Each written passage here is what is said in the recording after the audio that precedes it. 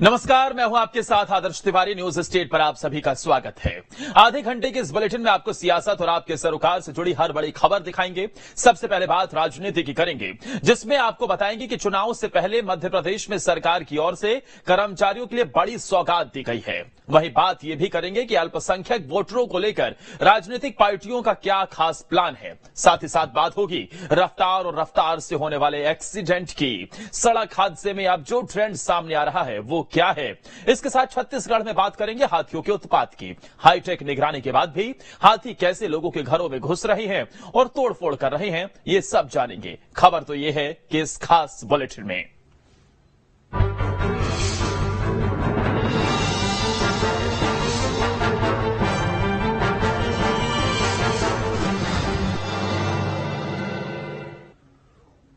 मध्य प्रदेश में इस साल विधानसभा चुनाव है। ऐसे में हर एक वोट बैंक को लेकर सियासी दल अलग अलग रणनीति पर काम कर रहे हैं। बीजेपी ने भी मुस्लिम बाहुल्य सीटों को लेकर रणनीति बनाई है। रिपोर्ट आप देखिए।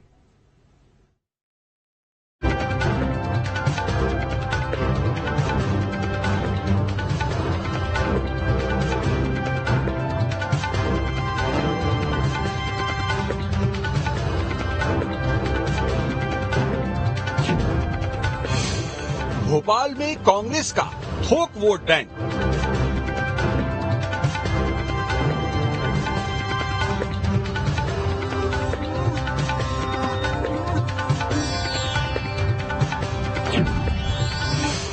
बीजेपी के लिए चुनौतियों भरी जंग।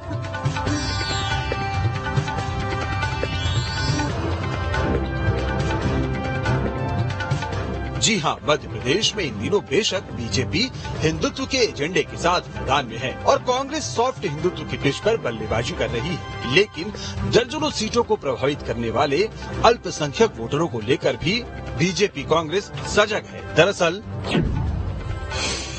मध्य प्रदेश में 8% मुस्लिम आबादी और 40 लाख वोटर हैं। 2 दर्जन मुस्लिम बहुल सीटों पर ये समुदाय निर्णायक है। 2018 में कांग्रेस को 114 और बीजेपी को 109 सीटें मिली थी।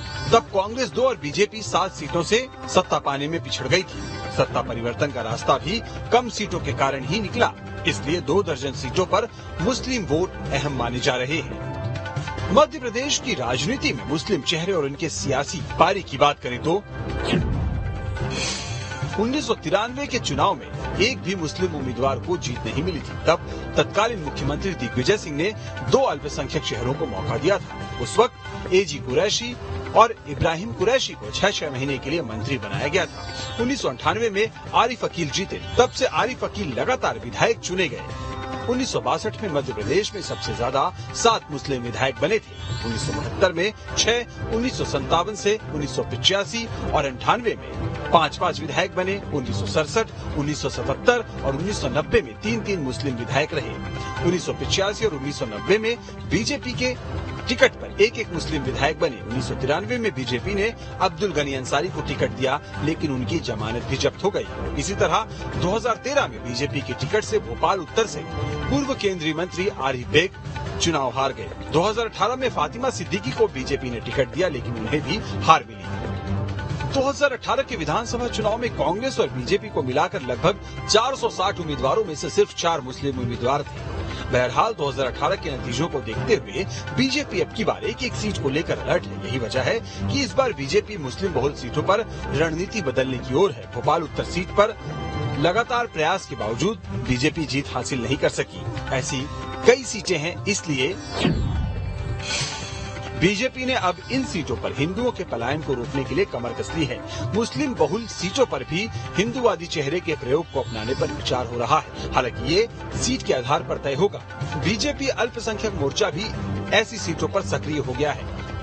उधर कांग्रेस मुस्लिम बहुल सीटों पर अपने परंपरागत तौर तरीकों और रणनीति पर ही भरोसा कर रही है। पार्टी इन क्षेत्रों में मौजूदा विधायकों और मजबूत मुस्लिम चेहरों पर ही भरोसा करेगी। कांग्रेस ने पूरे प्रदेश में सॉफ्ट हिंदुत्व के रूप को और मजबूत किया है, लेकिन इन सीटों पर कांग्रेस पूरी तरह धर्मनिरपेक्ष रहने की रणनीति को आगे बढ़ाएगी। इन सीटों पर मुस्लिम वोटरों को पूरी तरह ध्यान में रखकर मुस्लिम चेहरे पर ही फोकस किया जाएगा। ही मुस्लिम मतदाता मध्य प्रदेश में कम संख्या में है या उनका बाहुल कम सीट्स पर है, लेकिन उन सीट्स पर भी प्रदेश के दोनों मुख्य राजनीतिक दल बीजेपी और कांग्रेस ये प्रयास में है कि वो उनकी तरफ जाएं।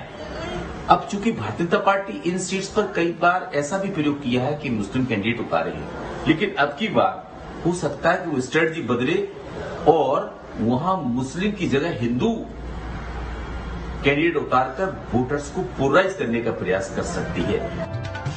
इस बार बीजेपी कांग्रेस की रणनीति पर मट्ठा डालने के लिए ओवैसी भी तैयार बैठे हैं। असदुद्दीन ओवैसी की पार्टी को भी एमपी से उम्मीदें हैं, क्योंकि निकाय चुनाव में एआईएमआईएम के 7 पार्षद जीते। बुरहानपुर में एआईएमआईएम के मेयर प्रत्याशी को 10,274 वोट मिले थे, जबकि बीजेपी कांग्रेस की जीत का अंतर महज 500 वोटों का रहा था। बहरहाल एमपी में अल्पसंख्यक वोटों को लेकर कांग्रेस बीजेपी का क्या कहना है, ये सुनिए। देखिए, भारतीय जनता पार्टी सर्व समाज का बात करती है। सबका साथ, सबका विकास और सबका विश्वास जो माननीय मोदी जी का मूल मंत्र है, उस पर हम लोग काम करते हैं। अगर प्रधानमंत्री जन कल्याण योजनाओं के माध्यम से अगर काम करने का काम किया तो पीएमवाई में अगर हमने मकान राम को दिए तो रहीम को भी हमने उतने ही मकान दिए।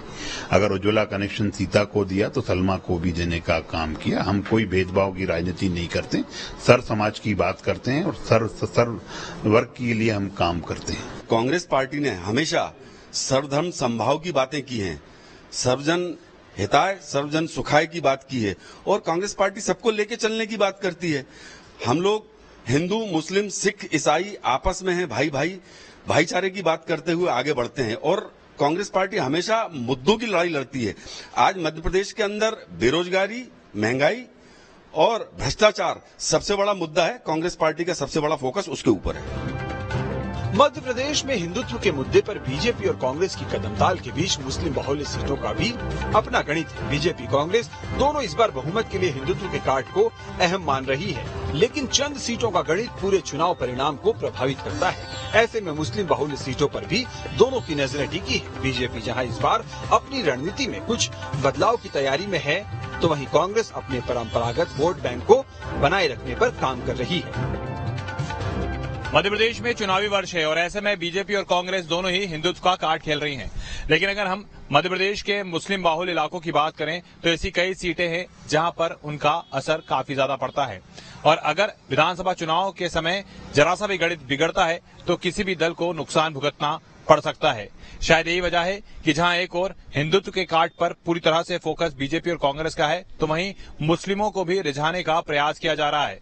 देखना होगा कि अपने इस मिशन में दोनों ही राजनीतिक दल कितना सफल होते हैं।